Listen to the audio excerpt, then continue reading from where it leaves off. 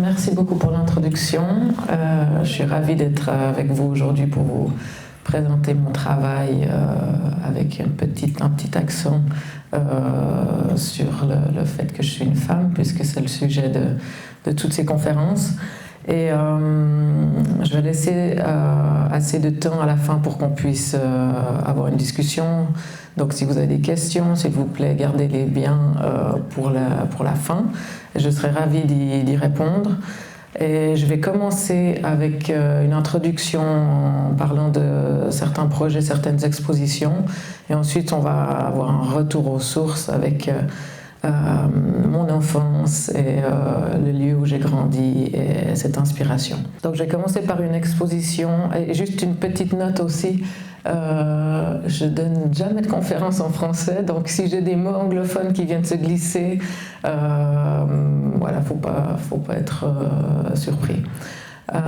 Donc je commence par une exposition qui m'est très chère, que j'ai fait il y a 2 ans au Mexique, dans une fondation qui s'appelle Casa Wabi, près de Puerto Escondido.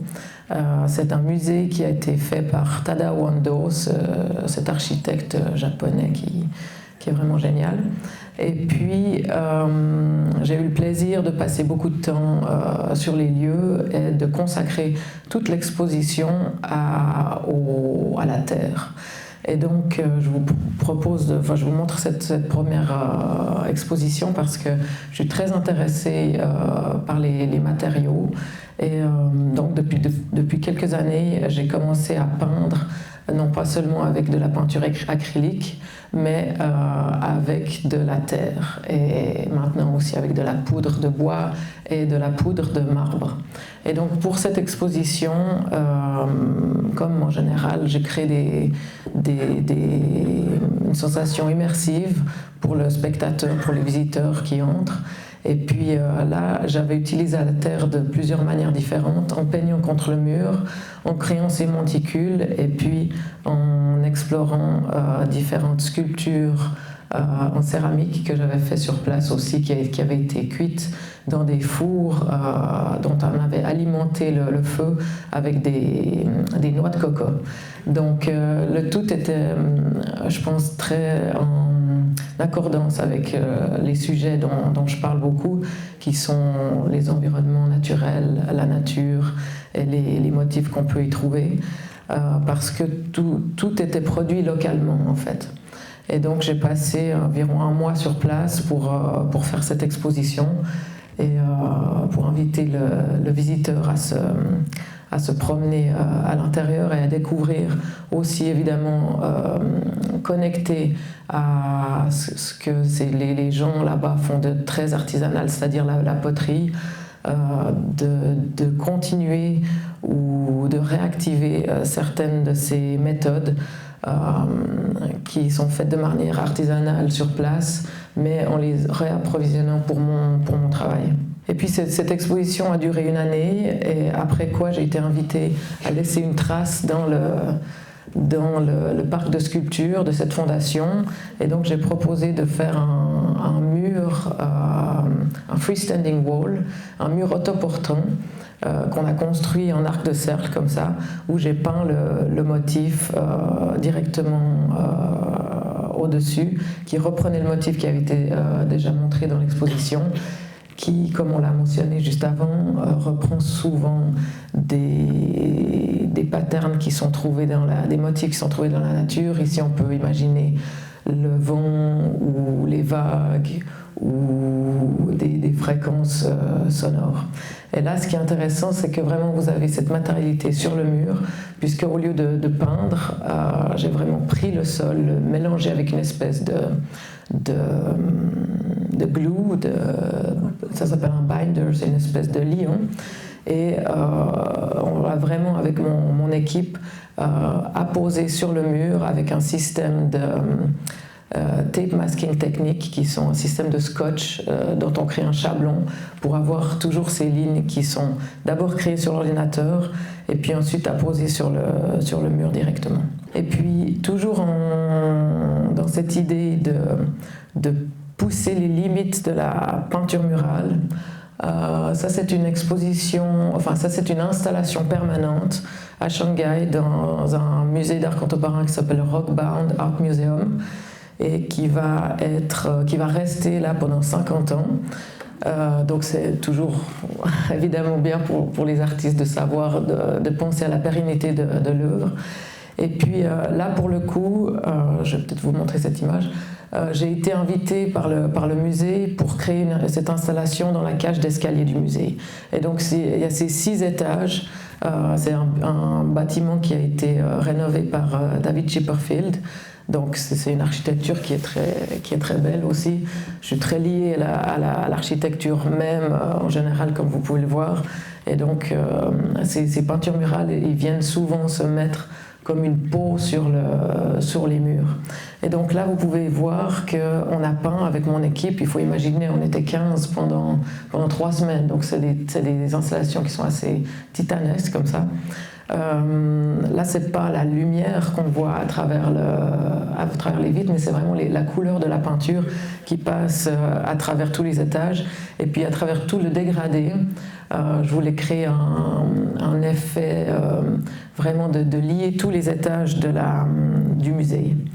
Et puis on a ces espèces de fleurs ou soleils qui émergent comme ça de l'architecture et des angles et de la cage d'escalier et qui reprennent ces motifs dont on parlait juste avant et qui sont aussi faits avec cette technique d'application au vinyle, au scotch, qui sont évidemment aussi un héritage que j'ai pu recevoir de l'école, comme j'ai fait l'école d'art ici avec des professeurs comme John Armleder ou Philippe de Croza, Francis Baudevin, etc.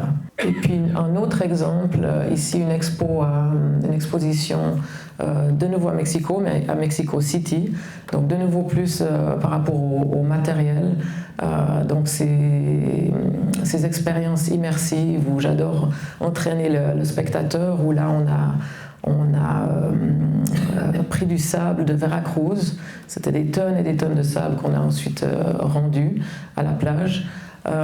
Pour créer cet effet aussi de marcher, pas seulement sur un sol classique et dur de musée, mais changer la perception du spectateur vraiment.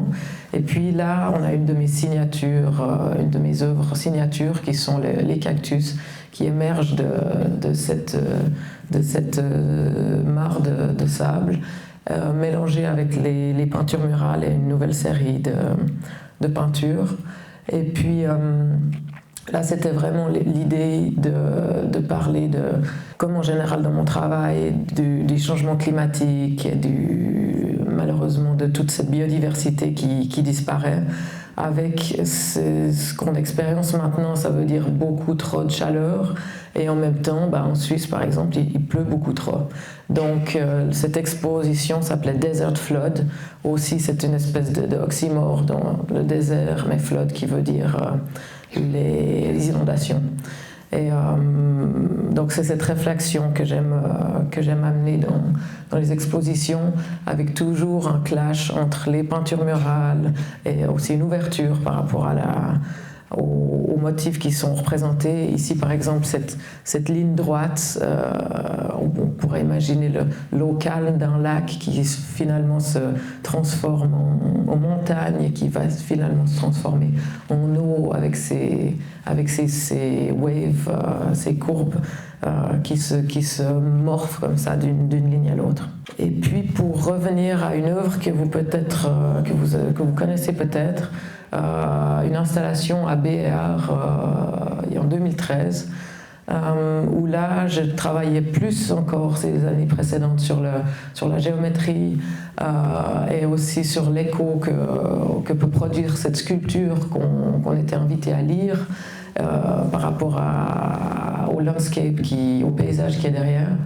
Et puis je trouvais très intéressant d'avoir ce déploiement entre la lettre H et la lettre A, qui sont presque la même chose, mais dont l'angle diffère. Et évidemment, de cette installation presque Flickstone-esque, pour ceux qui connaissent le dessin animé, où là j'ai écrit avec des troncs vraiment qui font 6 mètres de haut, et que j'ai ensuite brûlé pour le temps d'une performance. Et pour le fait de faire une vidéo directement de cette performance où on avait ces deux pianos, ces deux grands pianos que j'avais pu louer, avec une pièce de Camille Saint-Saëns qui parle vraiment du dualisme dans la musique. Et c'est ces deux pianos qui s'affrontent et qui parlent d'une notion d'enfer. Et comme je suis aussi très influencée par les comics ou les cartoons, les dessins animés, depuis mon enfance, on a à un moment donné ce motorcycle qui saute depuis la rampe à travers les lettres en feu. Et pour la petite histoire, c'était très drôle parce que je pense que ça, c'est une installation, si je voulais la refaire aujourd'hui, ce serait très compliqué.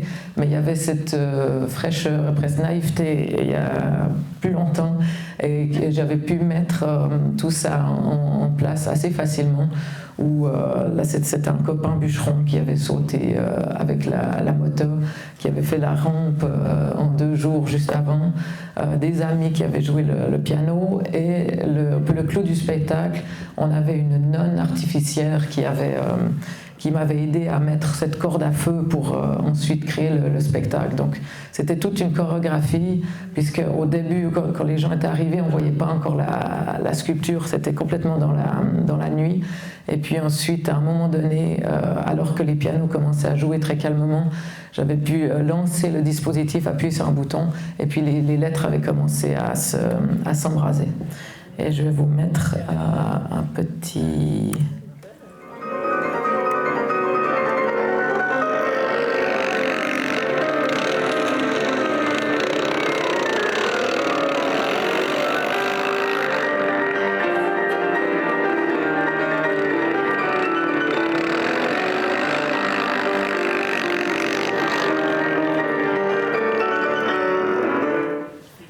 Voilà, un petit exerpe de la vidéo de la performance qui durait en fait 8 minutes, qui est le temps de ce morceau incroyable de Camille Saint-Saëns qui s'appelle La danse macabre.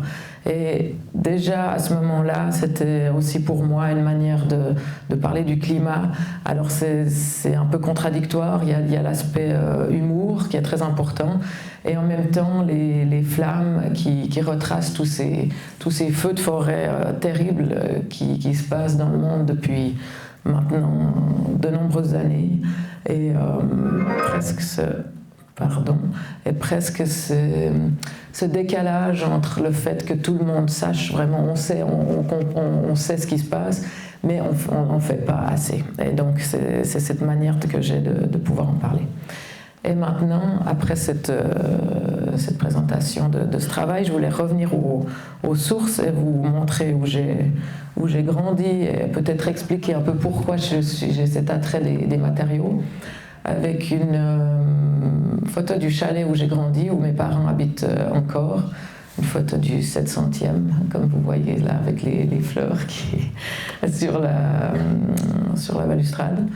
Et donc j'ai grandi dans ce petit village qui s'appelle Grancy, qui se trouve au pied du Jura. Si vous prenez Morges, vous allez directement direction Montricher, on y arrive. Et puis toute mon enfance, j'ai été vraiment entourée de beaucoup de bois avec ce chalet où j'ai grandi, et la forêt qui a quelques mètres. Et je pense que c'est ces notions de matériaux, de bois, et plus que du bois, vraiment les arbres qui ont vraiment informé mon travail plus tard. Et puis ici, une photo avec un de mes grands frères, j'ai 2 grands frères, pour exprimer le fait que je passais énormément de temps à l'extérieur, à observer la nature, à regarder les insectes, les oiseaux. On avait toujours la promenade du dimanche avec mes parents, et je pense que ces moments d'observation dans les années de l'enfance qui ont été vraiment très importantes pour moi, mixées avec beaucoup d'ennui à quelque part dans un petit village comme ça. Et donc le fait de jouer beaucoup à des jeux vidéo et regarder beaucoup des dessins animés et regarder toutes ces bandes dessinées qui ont aussi pas mal nourri mon travail et qui le nourrissent encore. Et puis, il y avait le début de la sculpture à tronçonneuse, où là j'avais des assistantes et on travaillait directement proche de la maison. Mais parfois, j'ai eu aussi l'occasion, la chance de pouvoir voyager beaucoup et de travailler le bois dans différents pays, comme ici avec une résidence avec Pro Helvetia, où j'ai passé 6 mois pour faire un nouveau groupe de travail de sculpture sur bois. Ça, c'était mon atelier qui était un peu de fortune là à Johannesburg, mais qui sont des expériences qui m'ont apporté beaucoup. Ou comme ici, ça c'était une résidence artistique en France qui s'appelle Le Vent des Forêts, dans la Meuse, qui est encore plus campagnard que dans la campagne d'où je viens. Donc c'était assez chouette de passer du temps là-bas et puis de produire directement sur place. Et puis, au-delà de toutes ces résidences, j'ai aussi passé 1 année à l'Institut suisse de Rome. Donc ça, c'était en 2011, où j'ai pu faire une exposition là-bas qui aussi accueillait beaucoup de performances et de concerts. Donc là aussi, de nouveau, une recherche par rapport aux peintures murales. Et ça, c'était un temps fabuleux aussi de pouvoir passer 1 année à Rome. Et ensuite, j'ai vécu pendant 10 ans à Berlin. Ça, c'est juste une image d'un des coins de mon atelier à Berlin pour montrer les sculptures en bois sur lesquelles je travaillais à cette époque-là. Donc là, c'est une photo qui date à peu près d'il y a 10 ans. Et ces années à Berlin, c'était fantastique parce qu'il y avait aussi vraiment l'effervescence des autres artistes et de mon temps là-bas. Et c'est là que j'ai travaillé pendant plusieurs années avec ma galerie à Berlin qui s'appelle Koenig, avec qui je ne travaille plus depuis. Mais je voulais vous montrer les expositions, certaines des expositions que j'ai fait là-bas aussi, dont celle-là qui est devenue plutôt iconique par rapport à la galerie aussi, parce que c'est une galerie c'est une église brutaliste. Et donc un espace génial pour travailler avec. Et ici, j'avais installé une vingtaine de troncs dont j'avais enlevé l'écorce et brûlé directement au chalumeau en enlevant ou en créant ces petites cases à l'intérieur pour mettre des plus petites sculptures dans le cœur même des troncs. Mais au-delà de tous ces voyages ou de ce temps où j'ai habité à l'étranger, l'origine vraiment de la plupart des sculptures, ça se fait, et encore maintenant, dans la forêt, près de chez mes parents, à Grancy, où j'ai un coin là, dans lequel je travaille depuis plus de 20 ans maintenant. Et parfois, j'amène mon équipe et on travaille directement avec les machines et les génératrices et on ponce directement le bois dans la forêt. Mais souvent, je suis toute seule là pour faire la sculpture à la tronçonneuse. Et c'est encore un endroit qui est très propice à la création pour moi, parce que il y a quelques années, il n'y avait pas de réseau du tout, donc c'était génial. Maintenant, malheureusement, il y a encore le téléphone qui sonne, mais je pense que c'est très important aussi d'avoir ces moments où on peut se retirer pour vraiment la création pure. Et puis là, on voit quelques débuts de ces cactus dont j'ai pas encore vraiment parlé, mais la forme du cactus, qui est d'ailleurs la toute première sculpture que j'ai faite à la tronçonneuse quand j'étais à l'École à Lausanne, alors que je disais à mes professeurs que je voulais faire de la sculpture à la tronçonneuse, et dont ils ont bien rigolé à l'époque. Donc j'ai dû me débrouiller toute seule, j'ai emprunté la tronçonneuse de mon grand-père, que j'ai cassé parce que c'était une tronçonneuse électrique. Et puis ensuite, j'ai rencontré beaucoup de bûcherons, de charpentiers, de menuisiers qui m'ont donné beaucoup de conseils et qui ont pu m'aider dans cette pratique. Et pour revenir à la forme du cactus, c'est vraiment une idée pour moi, de nouveau pour passer un message d'une version potentielle du futur, comme on va à travers de plus en plus de chaleur. Mais en même temps, il y a ce caractère très comique, et puis je leur donne des noms à toutes ces sculptures. D'ailleurs, celle que je tiens, c'est Marianne, d'après ma maman, et on a Aurélien, d'après mon neveu, et Toby, un ancien de mes assistants. Et puis, je vous vois déjà sourire un peu. En fait, c'est important pour moi de donner des noms parce qu'on a tout de suite les gens se sentent plus proches de ces sculptures que je considère comme des espèces de personnages avec leur caractère même. Et là, une photo avec mon grand-père qui a été aussi important, qui est décédé maintenant il n'y a pas très longtemps, mais qui a été important pour moi dans le développement de tout ce travail. Et il était le dernier à faire le gruyère de manière tellement artisanale dans la région, parce qu'il utilisait un chaudron et il cuisait tout sur le feu. Donc une espèce de force tranquille comme ça, qui a été important pour moi. Et au-delà du bois, je travaille aussi le marbre depuis plus d'une dizaine d'années. Et là, de nouveau, pour revenir à ces matériaux, je pense que c'est très important d'aller à la source même. Et donc là, je travaille à Carrare pour toutes ces formes pour toutes ces productions de sculptures sur marbre. Et là, vous pouvez voir dans la carrière de marbre, cette carrière, il y en a plusieurs. Celle-là s'appelle Michelangelo. Et c'est vraiment, si vous avez l'occasion d'aller visiter, c'est vraiment magnifique, avec ces gros blocs qui sont sortis de la montagne. Et puis là, on voit une des sculptures qui est en train d'être produite. Et puis l'idée, c'est que je travaille pour cette sculpture, donc la source est toujours le travail sur bois. Ensuite, je scanne ces sculptures sur bois pour en avoir un fichier, et ce fichier, je le donne au robot du marbrier avec lequel je travaille. Et un robot va faire la même forme que j'ai fait moi-même à la tronçonneuse, avec qui on a poncé toute la surface avec mon équipe. Et donc ça, c'est un moyen que j'ai trouvé pour que personne interprète mes formes entre deux, mais toujours travailler avec un matériau. Là, pour le coup, le marbre, c'est fabuleux parce que le marbre, ça s'est formé il y a des millions et des millions d'années sous l'eau. C'est des tout petits animaux, souvent des coquillages, qui se sont amassés entre 300 et 700 millions d'années au fond de l'eau. Et quand les plaques tectoniques ont bougé, ça a créé ces montagnes dont on extrait le marbre depuis pas très longtemps. On parle du temps des Romains pour créer ces monuments et puis pour faire ces sculptures. Donc c'est aussi évidemment un grand privilège pour moi de travailler avec ces matériaux.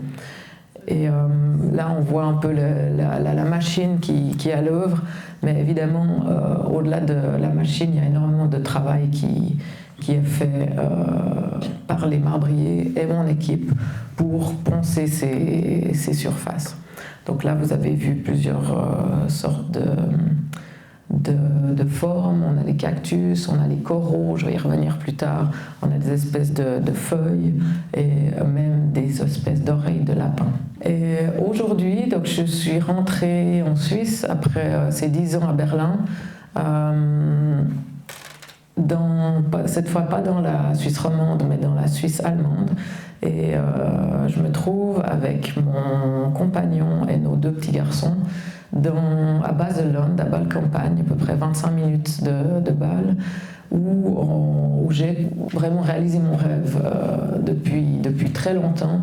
Je voulais avoir un studio dans la campagne pour inviter les gens, pour leur montrer pourquoi je travaille de cette manière, pourquoi je fais ça de cette manière.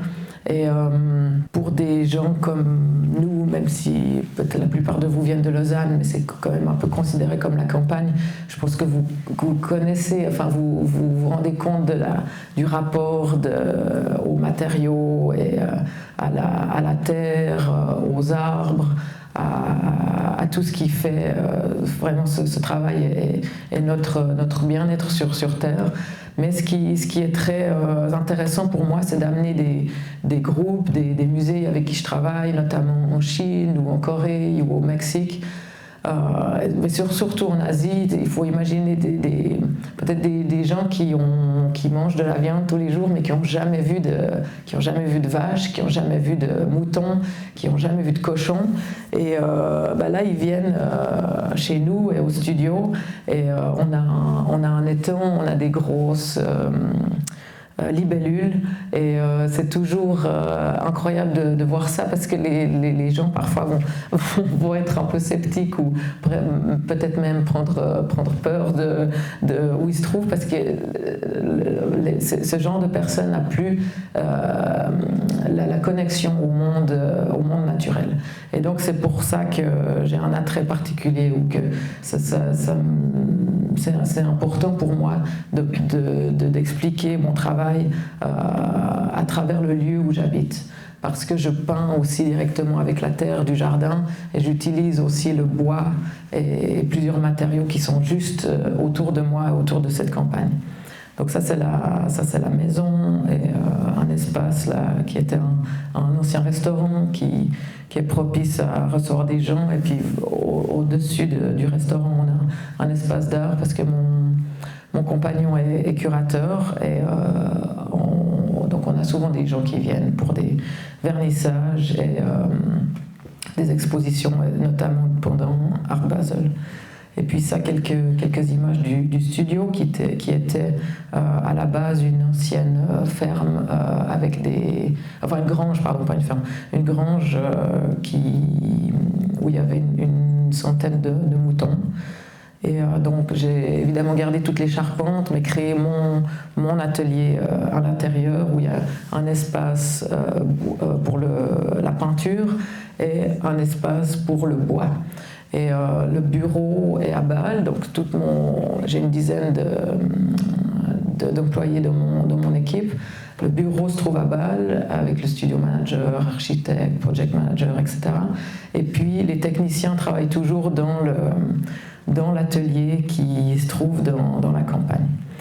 Et donc là, on a l'atelier bois, où la majorité de tout ce bois vient encore de la campagne, du Coton de Vaud, proche de Grancy, avec parfois quelques bois tropicaux. Mais ce qui est très intéressant pour moi aussi par rapport au bois, et c'est ce que j'ai pu explorer pendant une résidence, une expédition avec des dendrochronologistes. Les dendrochronologistes, c'est ces scientifiques qui analysent le climat passé en regardant les cercles du bois. Et puis j'ai pu passer 2 mois avec eux dans les montagnes en Ural et à Yekaterinbourg à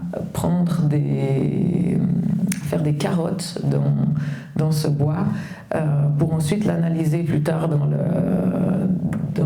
à l'université, dans leur laboratoire. Et ces scientifiques, il n'y en a pas énormément tout autour du globe, mais ils sont connectés entre eux et ils retracent tout le climat passé jusqu'au dernier permafrost, donc environ il y a 11 000 ans. Et ils peuvent vous dire avec exactitude, par exemple, il y a eu un volcan qui a érupté dans cette région, et en vous donnant l'année exacte, et à quelque part ça nous informe nous-mêmes en tant qu'humains pourquoi certaines communautés ou certaines tribus ont dû passer d'un endroit à un autre dû à des changements climatiques ou des catastrophes comme des feux ou des volcans, parce que tout ça est inscrit dans le bois même. C'est pour ça donc que je ponce le bois très soigneusement pour révéler toutes ces idées-là.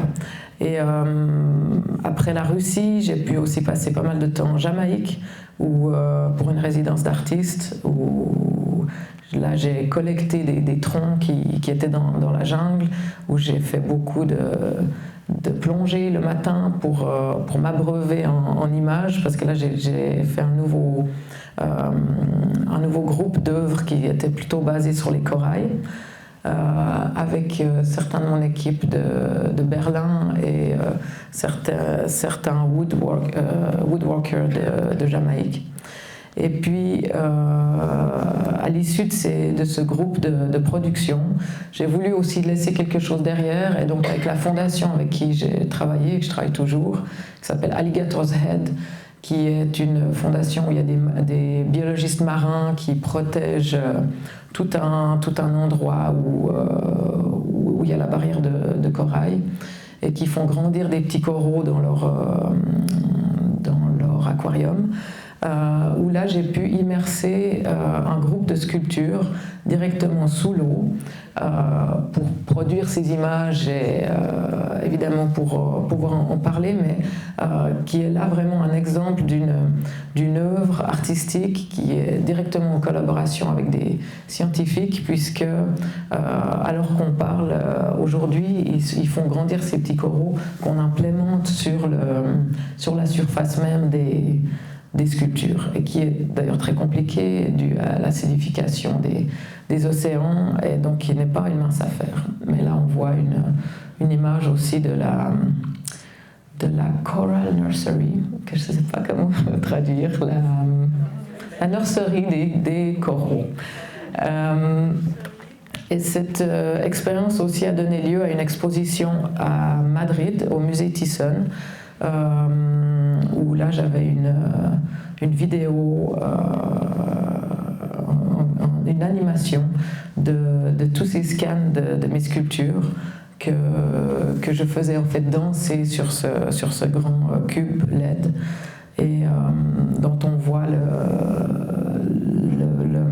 la peinture murale qui passe à travers les salles et qui aussi montre tout le groupe de sculptures que j'avais pu produire là-bas sur place. Et donc par rapport aux peintures murales, j'avais cette idée-là pour cette exposition de montrer la bioluminescence qu'on a parfois sous l'eau, qui est un phénomène produit avec le soleil qui tape dans l'eau, et dont certains animaux marins et certains coraux ont une substance sur leur surface et qui les font devenir fluorescents. Et donc j'avais installé cette peinture murale avec de la peinture fluorescente, et vous avez la lumière violette, là, la lumière UV qui tape directement dessus et qui retrace un peu cette expérience immersive qu'on pourrait l'imaginer de plonger sous l'eau et puis de voir tous ces animaux marins incroyables. Mais parfois, avec les peintures murales aussi, j'écris directement sur la surface des murs, comme ici pour cette exposition au Lembrück Museum en Allemagne, où j'avais fait aussi un mix entre ces headlines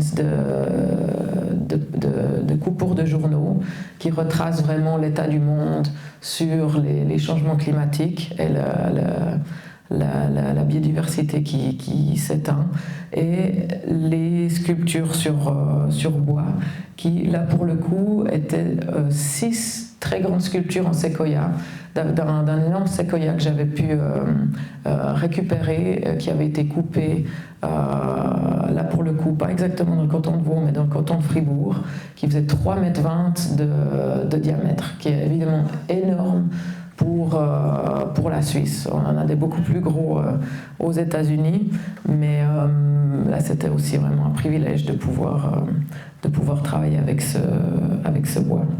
Et puis en continuant avec les peintures murales, ça c'était une exposition au Castello di Rivoli à Turin en 2019, où j'avais consacré toute l'exposition, ce 3e étage du Castello di Rivoli, à la peinture murale sans avoir aucun objet. Donc là, chaque motif, chaque peinture retraçait évidemment le mouvement. Celle-là s'appelle Dancing Algae, donc les algues qui dansent. Et on avait ce groupe de peintures qui faisait comme une espèce de promenade en fait dans tout le musée, avec celui-là aussi dont j'ai fait une performance plus tard. Et parfois, au-delà des peintures murales, j'explore aussi le sol, comme ici à Copenhague, dans cette institution où c'était pas possible d'utiliser les murs parce qu'on avait une très belle lumière et des très grandes fenêtres. Mais là, j'avais voulu recréer une ambiance ou une idée de forêt, puisqu'on sait maintenant depuis quelques années que les arbres et même les plantes communiquent entre elles à travers le système racinaire et à travers les champignons qui sont sur les racines. J'avais produit cet immense tapis qui recréait la grille, vraiment pour parler de l'organisation qui est finalement parfaite de la nature, et puis cette disruption, ce problème finalement qui vient au cœur même, donc le sol même de la terre, et qui fait tomber tous ces troncs.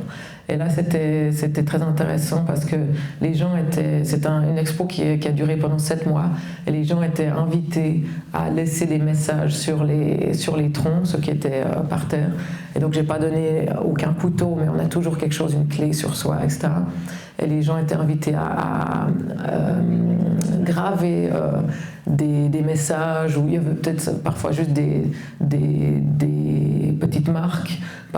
Des gens ont aussi fait des oiseaux ou la terre. Enfin, c'était très c'était important pour moi en fait que les gens puissent toucher le bois même et sentir ce matériel qui est plus qu'un matériel, puisque on sait maintenant en fait, c'est incroyable, mais le bois, donc les arbres, sont l'un des matériaux, si pas le matériel le plus rare de l'univers, puisque comme on ne connaît pas de vie autre que sur notre planète, et on a beaucoup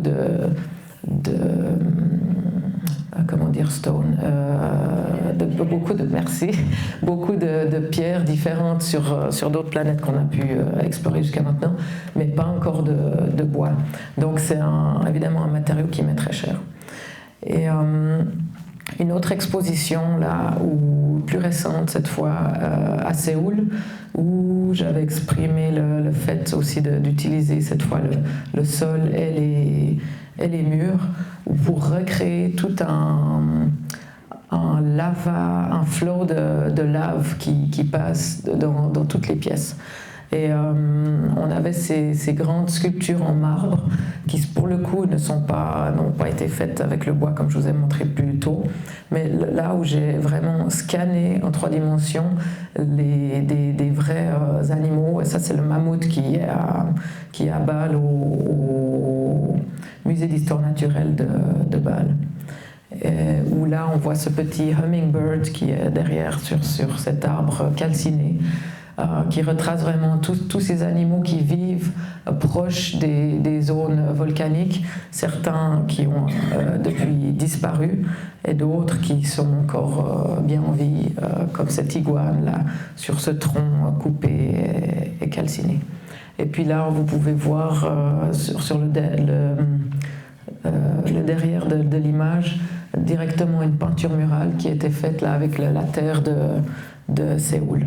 Et parfois, au-delà du sol, j'utilise aussi le plafond avec ici un poème, enfin c'est pas un poème, un exergue d'un livre de Rachel Carson qui s'appelle Silent Springs, et que j'ai peint directement en utilisant un motif, mais en retraçant ce qu'elle prônait, qui était très important parce que c'était une biologiste marine des années 60, féministe, qui est encore très importante maintenant pour beaucoup de scientifiques, parce qu'elle a déjà parlé de tous ces changements et qu'est-ce qui allait se passer si on continuait sur cette lancée. Et puis comme dernier mot, toujours avec Rachel Carson, en reprenant aussi ses œuvres comme le ha-ha-ha que vous avez vu au début, ici dans la Maremma, qui est un état, enfin qui est une région en dessous de la Toscane en Italie, j'avais écrit In nature, nothing exists alone, qui est une quote fameuse de Rachel Carson, et puis dont les gens pouvaient explorer, aller dedans. Et là, on la voit directement de face. Et c'est vraiment cette idée, parce que donc, ça veut dire dans la nature, rien n'existe seul. Et c'est vraiment cette idée qu'on est tous connectés les uns avec les autres, mais pas seulement en tant qu'être humain, avec les animaux, avec les milieux naturels avec qui on habite. Et il faut je pense qu'on commence à reconnaître plus les relations dont on fait partie. Et le monde de demain va vraiment être la façon dont on le voit, et puis dans la façon dont on va en prendre soin. Voilà. Donc on va pouvoir peut-être mettre quelques images qui peuvent défiler maintenant. Et puis si vous avez des questions, je serais très ravie d'ouvrir la discussion.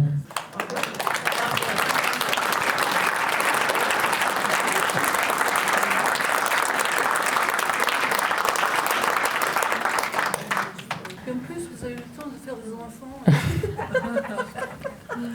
Impressionnant. J'ai deux petits garçons, Kai et Léo, Kai vient d'avoir 6 ans, et Léo 3 ans et demi. Et ils ont beaucoup voyagé déjà.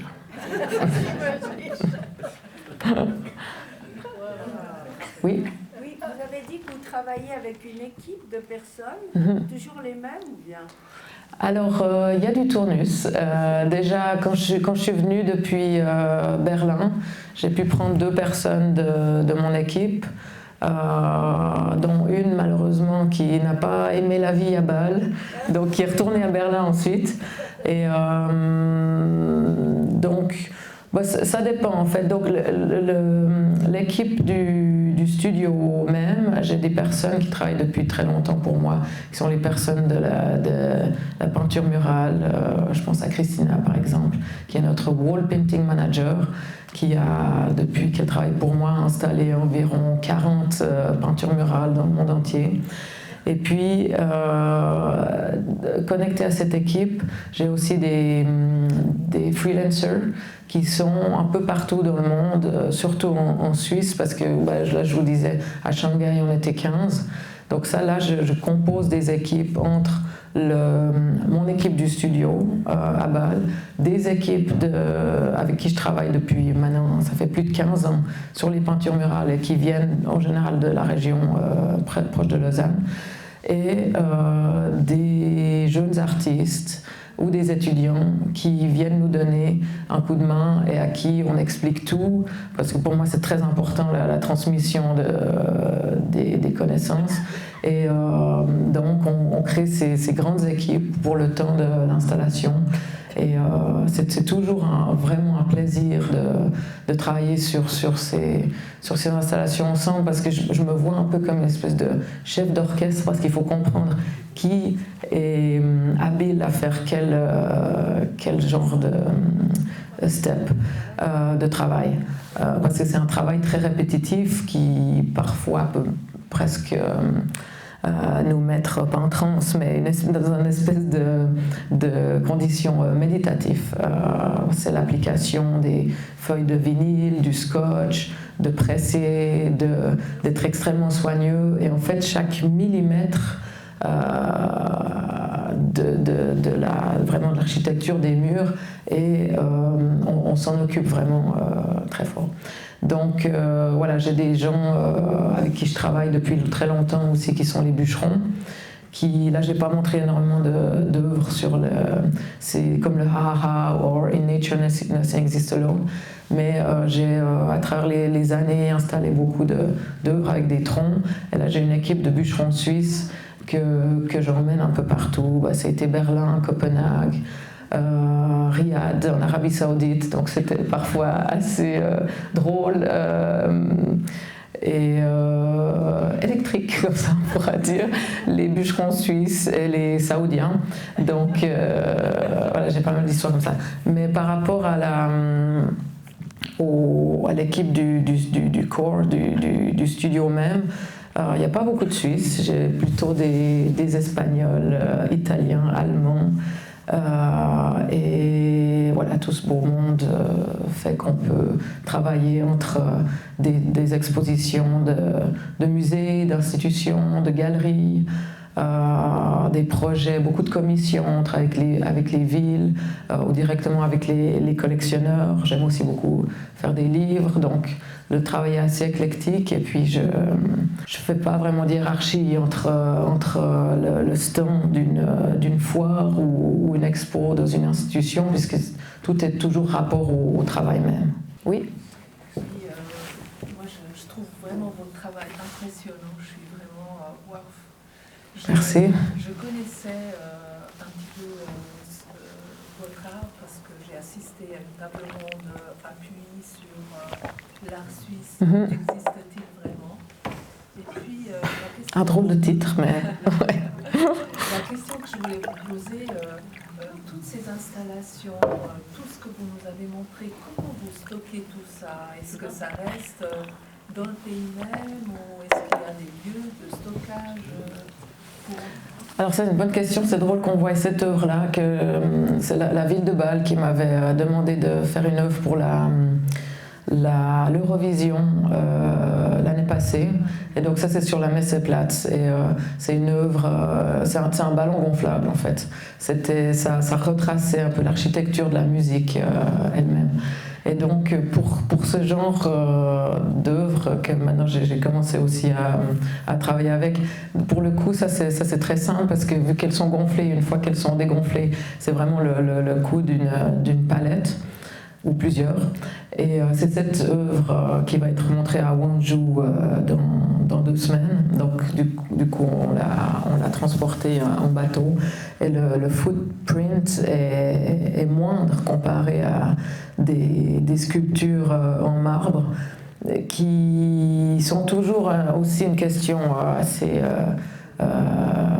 dualiste, si on peut dire comme ça, parce qu'évidemment, vous avez compris, je parle beaucoup de la nature et de notre rapport à notre environnement, mais pour les sculptures sur marbre, c'est très lourd, et puis je les envoie quand même sur d'autres continents. Donc il y a vraiment cette idée que même en étant artiste, évidemment, on prend, on transforme, on laisse une trace, et puis il y a tout ça qui rentre en compte. Et donc je soutiens beaucoup de différentes fondations qui protègent les forêts tropicales, et qui aussi qui protègent les animaux, qui font du photojournalisme sur le fait notre rapport aux animaux et comment on les exploite vraiment. Et donc voilà, il y a ce rapport-là, mais pour répondre à votre question, j'ai un dépôt à Bâle qui est assez grand pour garder certaines pièces. Évidemment, il y a beaucoup d'œuvres qui sont vendues aussi. Et certaines œuvres sont chez les galeries avec qui je travaille. Je travaille avec Gladstone Gallery, qui est une grande galerie à New York, où ils ont trois galeries. Ils ont aussi une galerie à Bruxelles, une à Séoul. Avec eux, peut-être que vous connaissez Barbara Gladstone, qui est malheureusement décédée il y a 2 ans, maintenant 1 année et demie. Je travaille depuis 2012 et ils ont donc certaines œuvres. Je travaille avec une galerie à Mexico City qui s'appelle OMR, une galerie à Madrid et une galerie à Milan. Et donc voilà, ils ont certaines pièces de l'inventaire. Et puis après, il y a toutes ces pièces, certaines sont permanentes comme ce mur. Et certaines sont toutes les peintures murales qui sont là pour le temps d'une exposition, elles sont éphémères, c'est comme ça. Et du coup, pour en garder une trace, très souvent, je fais des performances. Je ne suis pas allée dans les performances, mais j'active beaucoup les installations que je fais avec des danseurs, avec de la musique, et je filme le tout et pour en faire des œuvres vidéo. Est-ce que vous avez travaillé sur, d'après le style, vous avez travaillé sur le pavillon à à la dernière exposition internationale, le pavillon d'Arabie Saoudite à la dernière exposition internationale à Milan? Non. L'habitude avec les toits et tout ça, avec la terre, etc., que ça m'a tout fait. Ah, ça vous rappelle ça? Non, alors j'ai pas travaillé là-bas, enfin pas à Milan pour le pavillon. J'ai eu 2 expositions en Arabie Saoudite, une à Riyad avec des grands troncs au cœur de la ville, et une à Al-Ula, qui est un site protégé par l'UNESCO, qui est vraiment magnifique. Et où j'avais mis une dizaine de murs autoportants, et on avait peint dans le désert directement. Donc peut-être par rapport aux équipes et aussi à la manière d'installer, on parlait des peintures murales, mais plutôt à l'intérieur.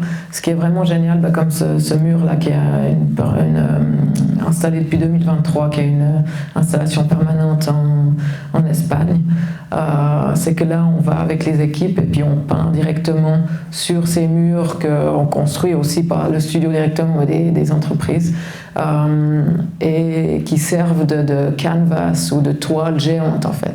Et il y a cette dimension assez romantique comme ça, où on est dehors, j'aimerais dire par tous les temps, parce qu'on a eu, il y a une année, on a fait un groupe de murs à Shanghai, et il y a eu un typhon, 2 typhoons.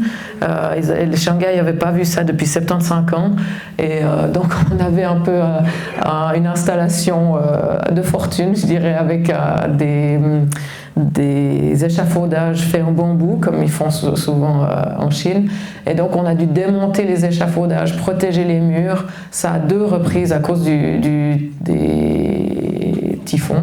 Et donc voilà, le fait de travailler comme ça dehors, évidemment ça peut amener beaucoup de complications à quelque part. Mais en même temps, c'est très beau pour moi de me confronter directement au monde extérieur. Oui. J'étais étonnée parce que vous avez des formes signatures, le cactus, certaines formes simples et qu'on retrouve régulièrement. Puis tout d'un coup, il y a des choses très naturalistes, des petits oiseaux, et puis ça me semble tellement éloignés l'un de l'autre. Je voulais juste que vous nous expliquiez comment vous arrivez là et pourquoi cette différence. Alors, c'est une bonne question. C'est plus récent, les sculptures sur marbre, des oiseaux. Vous parlez des oiseaux blancs? Ouais. Ça c'était une commande d'une ville qui s'appelle Dübendorf, à côté de Zurich. C'était une compétition en fait, et pour tout un nouveau voisinage avec des nouveaux buildings, etc. Et puis comme j'ai cette réflexion qui parle beaucoup des plantes, avec les cactus, les feuilles, etc. En travaillant avec la tronçonneuse, je voulais pousser plus loin avec la représentation même de certains animaux, dans ce cas présent les oiseaux, pour créer comme des monuments à ces oiseaux qui représentent vraiment la vie et dont on a vraiment besoin pour se sentir, pour avoir une notion de bien-être, qui font évidemment partie des écosystèmes, des forêts aussi, qui sont très importants pour la régénération des forêts à travers la multitude de graines qui sont dispersées grâce à eux. Et donc, bref, je voulais utiliser ce matériel tellement ancien qu'est le marbre et les représenter d'une manière, comme créer des monuments pour ces oiseaux qui, certains vous avez peut-être vu, on a des moineaux qui sont évidemment pas du tout en voie de disparition et qui sont bien présents dans nos villes, mais certains, comme là la chouette ou certains aigles que j'ai pu représenter, qui sont malheureusement en voie d'extinction. Donc il y a ce va-et-vient aussi entre reprendre directement la nature. Là j'ai pu scanner des vrais oiseaux que j'ai trouvés que j'ai triés au musée d'histoire naturelle. Donc plusieurs en Suisse, mais aussi à Strasbourg pour les cigognes. et le fait de les représenter tellement réalistes, mais en allant aussi dans le monde digital. Donc en utilisant le robot, le travail aussi à la main pour en créer vraiment ces figures. On a cette... Enfin, souvent je pense à mes sculptures en marbre comme étant quelque part presque éternelles, puisque le matériel même est tellement ancien. Les sculptures vont être encore là très longtemps en fait, à l'opposé du bois qui est un matériau beaucoup plus vivant qui au bout d'un moment va se dégrader évidemment. Oui. Je peux vous demander, le bois avec le temps ne va pas s'altérer? Alors les sculptures en bois, je les mets pas à l'extérieur. Donc les sculptures de troncs, ça change, voilà, mais c'est des troncs en entier. Les sculptures qui sont faites à la tronçonneuse et qu'on ponce à l'atelier, ça reste toujours à l'intérieur parce que sinon le bois souffre trop.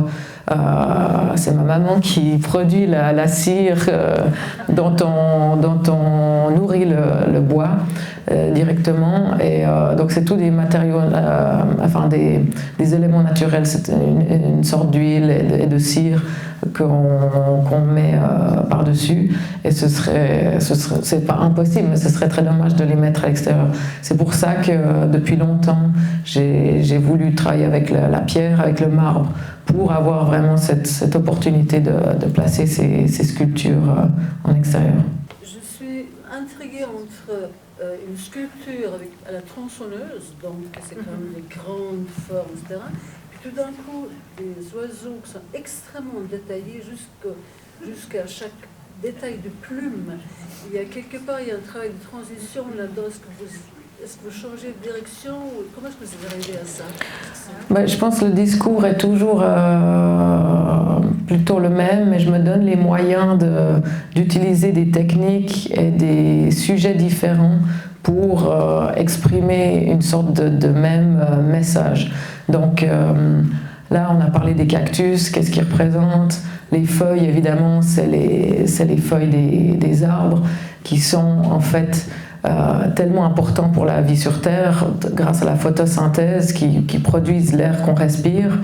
Les coraux, c'est un peu la même chose, puisque les scientifiques adorent dire que 50% de l'oxygène qu'on respire vient des arbres, et les autres 50%, ça vient des océans. Et donc, on a ce va-et-vient, c'est pour ça que je représente aussi des coraux qui sont là, des animaux et des feuilles, dans mon travail plus abstrait.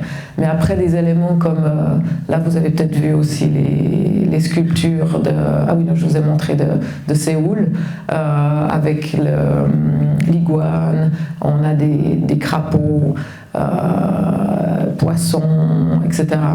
C'est vraiment pour raconter une histoire à chaque projet, à chaque installation.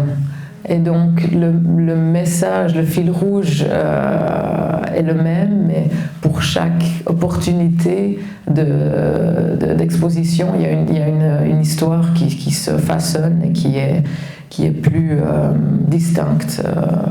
Voilà. Oui. Moi, j'aimerais savoir les oiseaux. C'est tellement fin. Ah, vous avez quelque chose avec les oiseaux là. Ok. Quelle matière? C'est fait en marbre. Donc, par les scans, donc tous ces oiseaux que vous avez vus, c'est des vrais oiseaux qui ont été taxidermisés. Ensuite, je les ai scannés. Il y a énormément de travail qui est fait sur l'ordinateur. Ça veut dire que, je ne sais pas si vous avez vu la chouette par exemple. La chouette, elle avait la tête comme ça. J'ai tourné la tête de la chouette digitalement pour en faire la chouette à ma sauce, on peut dire comme ça. J'ai posé cette chouette sur une branche. Donc ça, c'est aussi le statement ou la volonté de montrer ces animaux de telle ou telle manière. Ensuite, c'est le robot qui va faire un travail de milling, de carving sur le marbre, et qui va proportionnellement représenter ces oiseaux. Mais ensuite, il y a un énorme travail, énorme, beaucoup plus que le robot, de travail à la main. Et c'est pour ça que je travaille avec ce marbrier avec qui je travaille depuis plus de 10 ans, parce qu'il a, voilà la chouette, parce qu'il a, c'est un vrai sculpteur qui a vraiment l'œil pour ça. Et donc c'est un travail qui... donc moi je suis là aussi sur place pour évidemment déterminer comment, jusqu'à où on va. Et il y a cette touche humaine sur la sculpture qui est très importante, et ce va-et-vient entre le monde digital et le monde réel. Mais toutes ces sculptures-là, elles sont faites en un bloc de marbre. Donc toutes les sculptures noires, ça c'est du marquinhos, là on a des gros crapauds, ça c'est fait en un bloc de marbre. C'est pas quelque chose qui a été collé par-dessus, tous les oiseaux aussi. Même si vous avez vu, je sais pas si on a vu les cigognes à un moment donné, tout ça c'est fait dans un bloc. Donc évidemment c'est extrêmement challenging. Merci beaucoup. Oui. Je me pose la question du lien que vous faites entre la géométrie et la nature. Parce que vous avez beaucoup de sculptures organiques en fait, avec des formes de la nature. Et puis tout d'un coup, il y a eu tout à l'heure des formes géométriques, des rectangles, c'est l'idée. Alors s'il y avait des choses très géométriques, peut-être que c'était des œuvres plus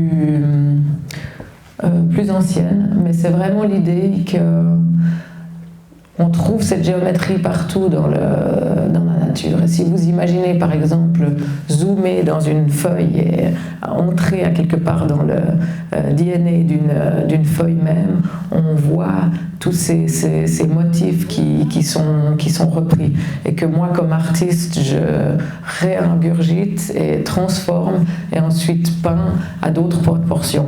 Mais c'est aussi l'idée du macro et du micro, c'est d'aller voir très, très proche des micro-organismes qui vont avoir certains aspects, et peut-être de les peindre en très grand, ou de représenter comme souvent des sortes de vagues ou le vent directement en peinture. Donc c'est aussi ce va-et-vient entre l'infiniment grand et l'infiniment petit. Oui. Quand la toile d'araignée? La toile d'araignée. La thématique de la série de conférences, c'est l'art et les femmes. Pourtant, vous n'avez pas traité, en tout cas pas directement, cette thématique. Pourquoi? Oui, c'est juste. Je pensais... on parlait de ma pratique en tant que femme, et on a évoqué la machine, la famille, le studio. Je pensais que c'était assez, mais je ne sais pas, vous avez une question spécifique par rapport à... Non, pas du tout. Ok.